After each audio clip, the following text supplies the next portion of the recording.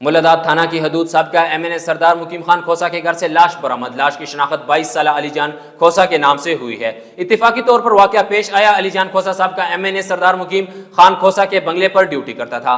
इस वाकये के मुतालिक पुलिस ने मजीद तफ्तीश का आगाज कर दिया है। लाश को जरूरी कार्रवाई के लिए सिविल अस्पताल मुंतकिल कर दिया है।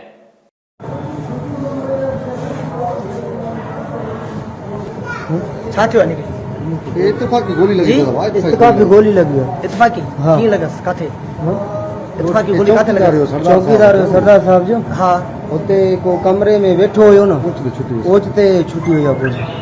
ओचते गोली छुटी है जी इने जे पंजे में छुटी है जी आप पंजे में हुयो कमरे में अकेलो केड़े टाइम काए बजे इया खबर ना है असा जो को बाहर हुया से ता खबर ही ना है तो की जो इत्तेफाकी लगी था सही इत्तेफाकी जी इत्तेफाकी लगी है ना ना ता पंजे घर हो ना रात हां तू तो पंजे घर हो 2:30 बजे छुट्टी गोली 2 बजे ड्यूटी ता रात पंजे घर हो ना घर पंजे तू रात पंजे घर हो ना हां सही हे काते हो ये सरदार साहब जो बंगले थे हो ना तो की केड़ी खबर इत्तेफाकी लगी तो पुलिस जांच करे खबर पे ना की लगी तो पुलिस जांच करे थी ना पुलिस जांच करे थी ना।